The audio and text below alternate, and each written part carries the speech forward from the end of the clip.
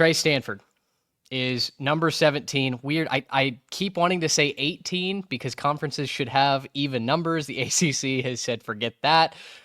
Unlucky number 17 is where we start tonight with the Stanford Cardinal. Very interesting off season.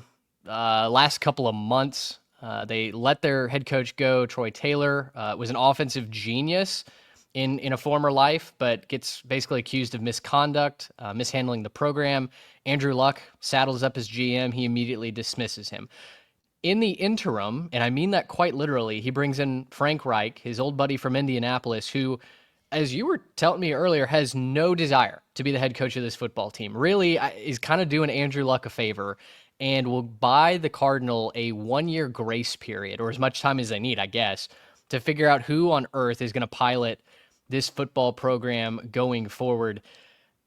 Boy, it is a interesting roster that they've put together. A sophomore, redshirt freshman, I think, and Elijah Brown is probably going to get the starting quarterback nod.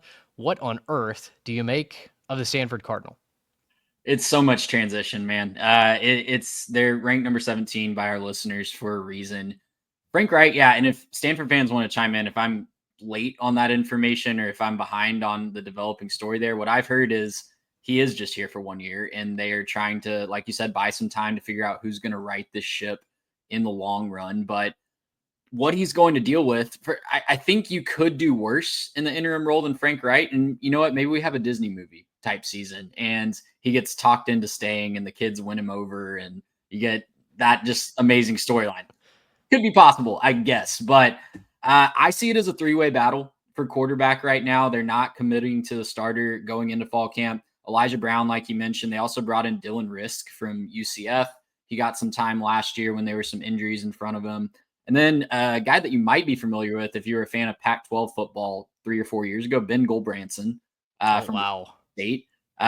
Big callback. He had a nice 2022 season. He did. And that's about the nicest thing I can say about him. He had a really nice season about 3 or 4 years ago, and he's going to battle for that QB job as well.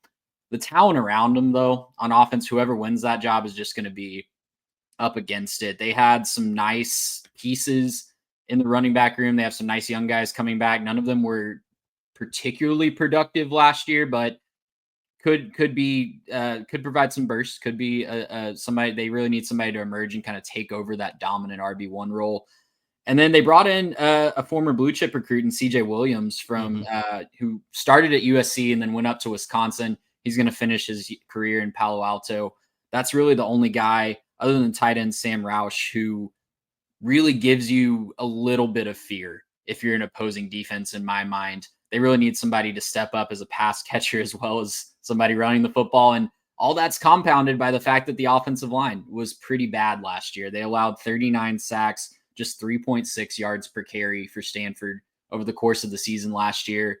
They weren't doing a great job. They're trying to retool it, but they're kind of getting a few guys from smaller programs trying to refix that on the fly. Frank Wright had some really awesome offensive lines in Indianapolis, but he was, of course, working with NFL talent, and I don't really see him having that luxury here. Man, it is. It's going to be a quagmire to get to a bowl game. I don't even know if a bowl game is even possible for Stanford this year, to be quite honest. And again, Cardinal fans, if you've got some optimism, if you like some of these pieces and a combination of them, please let us know. 3Tech Pod. Don't be rude about it. We genuinely want to know. But as we sit here, July 27th, recording at 6:30 p.m.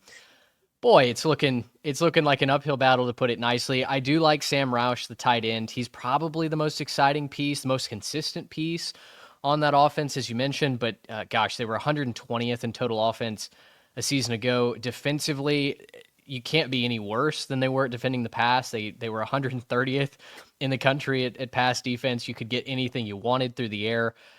Man, the schedule is... it's weird. I just find myself, even though they miss teams, like Clemson on their schedule, the top rated contender, I still find myself looking at the schedule and going, I don't know that they beat Hawaii in the opener. You're talking about a Hawaii team that's a lot better this year. They're actually going to play some defense, and you have to go to the islands to start this season. I mean, good luck. Yeah, I wrote down in my notes that there's a legit shot at 0-4 in non-conference play. In addition Yeah. to going to Hawaii, they also go to BYU.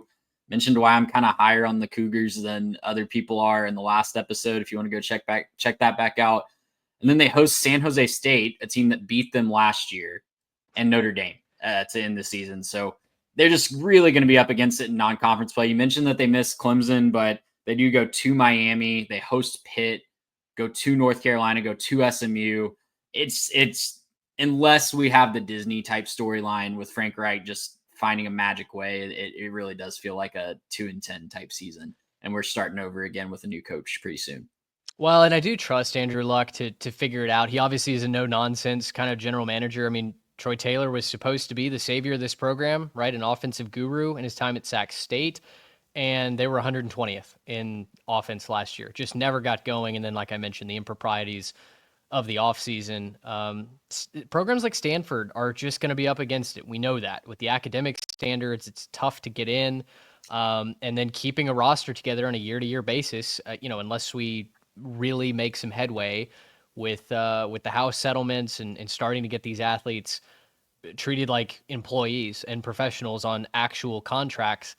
I don't know where a team like Stanford survives in the long scheme of things. So there's certainly a program that would benefit greatly from a lot more structure in this here dumb little football sport, and maybe that's what ultimately ends up saving them. But I do trust Andrew Luck to try and navigate that. Obviously, he loves Stanford. He is Mr. Cardinal, so excited to see what the future of Stanford is. But boy, this year might be pretty tough.